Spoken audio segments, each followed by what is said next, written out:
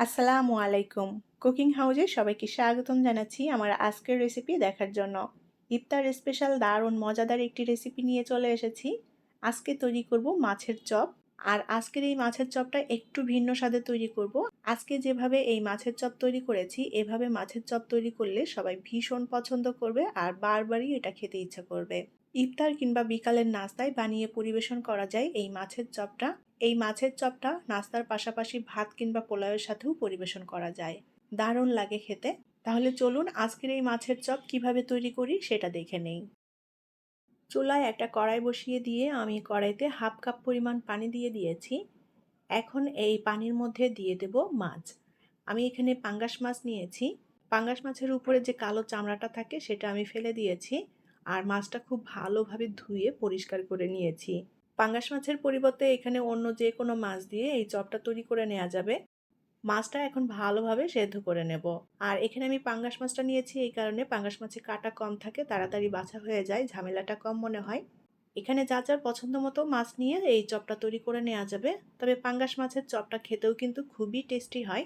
মাছ সেদ্ধ হওয়ার জন্য যে পানিটা দিয়েছি সম্পূর্ণ পানিটা টানিয়ে মাছটাকে ভালোভাবে সেদ্ধ করে নেব।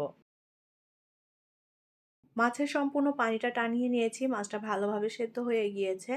এখন এই মাছটা আমি কড়াই থেকে নামিয়ে নিয়ে একটু ঠান্ডা করে নেব। মাছটা একটা প্লেটের উপর নামিয়ে নিয়েছি। এখন মাছের ভেতরে যে একটা বড় কাঁটা আছে, কাঁটাটা বেছে নিতে হবে। পাঙ্গাস মাছে কিন্তু খুব বেশি কাঁটা থাকে না, খুবই অল্প পরিমাণ কাঁটা থাকে, বাছতেও সুবিধা হয়। যার কারণে আমি পাঙ্গাস মাছটা নিয়েছি। মাছের কাঁটাটা আমি ভালোভাবে বেছে নিয়েছি। মাছের চপের স্বাদের ভিন্নতা আনতে আজকে আমি এই মাছের মধ্যে থানকুনি পাতা অ্যাড করব। তার জন্য আমি এখানে 1.5 কাপ পরিমাণ থানকুনি পাতা কুচি করে নিয়েছি। আর এখানে ফ্রেশ থানকুনি পাতা নিয়েছি।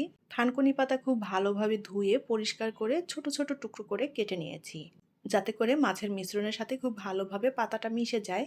আমি 1.5 কাপ পরিমাণ নিয়েছি থানকুনি পাতা। এখানে যার যার পছন্দ মতো করে থানকুনি পাতা অ্যাড করা যাবে। মাছের সাথে থানকুনি পাতা অ্যাড করে এই চপটা তৈরি করলে খেতে অসম্ভব রকমের টেস্টি হয়। আর এখানে আমি ছোট সাইজের কয়েকটা আলু সেদ্ধ করে নিয়েছি। এখন এই আলুটাকে চটকে ভালোভাবে মেখে নেব। মাছের মধ্যে আমি একটু আলু অ্যাড করব, এতে করে খেতেও সুস্বাদু হবে আর মিশ্রণটা আঠালো হয়। আলু না দিয়েও তৈরি করে নেওয়া যাবে। আলুটা খুব ভালোভাবে চটকে মেখে নেব। আর এখানে হাফ কাপের মতো হবে সেদ্ধ আলু। আলু আমি খুব ভালোভাবে চটকে মেখে নিয়েছি। এখন চপ তৈরি করার জন্য মিশ্রণটা মেখে নেব। প্রথমে আমি সেদ্ধ আলু নিয়ে নিলাম।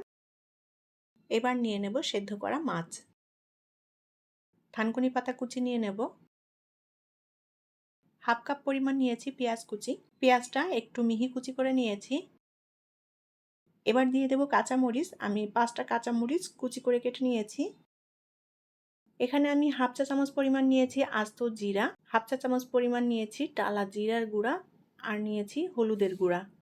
আদা এবং রসুন বাটা দিয়ে দেব। আদা রসুন হাফ চা চামচ করে নিয়েছি। এখানে আমি 3 টেবিল চামচ পরিমাণ নিয়েছি কর্নফ্লাওয়ার। কর্নফ্লাওয়ারের পরিবর্তে এখানে চালের গুঁড়া, বেসন অথবা আটা ময়দা যে কোনো একটা ব্যবহার করা যাবে।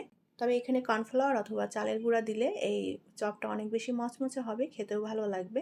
এবার হাত দিয়ে সব কিছু একত্রে ভালোভাবে মেখে নেব। এই মিশ্রণটা মাখার জন্য এখানে কোনো পানি অ্যাড করতে হবে না।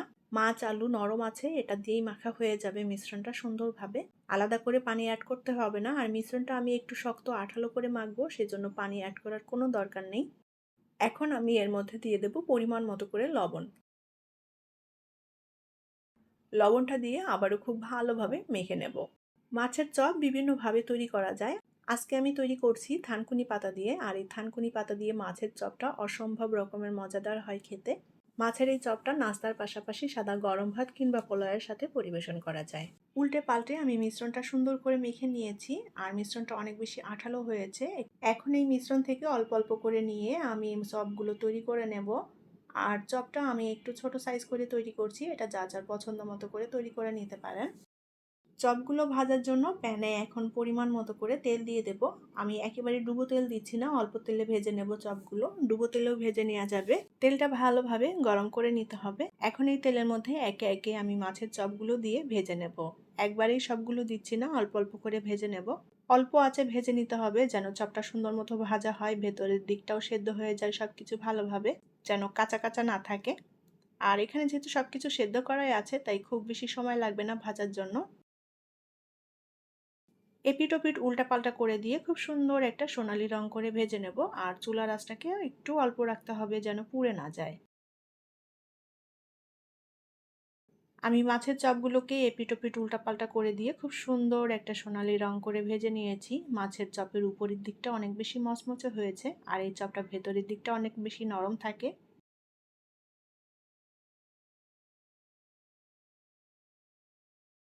মাছের চপগুলো ভাজা কমপ্লিট। এখন তেল ঝরিয়ে উঠিয়ে নেব চপগুলো। আর বাকি মাছের চপগুলো একইভাবে ভেজে নিতে হবে। তৈরি হয়ে গেল ইফতার স্পেশাল দারুণ সুস্বাদু এবং মজাদার মচমচে মাছের চপ। গরম গরম এই মাছের চপগুলো খেতে খুবই ভালো লাগবে। ইফতারে এরকম একটা সুস্বাদু মাছের চপ থাকলে সবাই ভীষণ পছন্দ করবে। আর এই মাছের চপটা নাস্তার পাশাপাশি ভাত কিংবা পোলাওয়ের সাথেও পরিবেশন করা যায়। আশা করছি আমার আজকের রেসিপি আপনাদের কাছে ভালো লেগেছে। আর আমার রেসিপিটি যদি ভালো লাগে তাহলে প্লিজ লাইক, কমেন্ট এবং শেয়ার করবেন। পরবর্তী রেসিপি দেখার আমন্ত্রণ জানিয়ে আজকের মতো বিদায় নিচ্ছি। সবাই অনেক অনেক ভালো থাকবেন। আল্লাহ হাফেজ।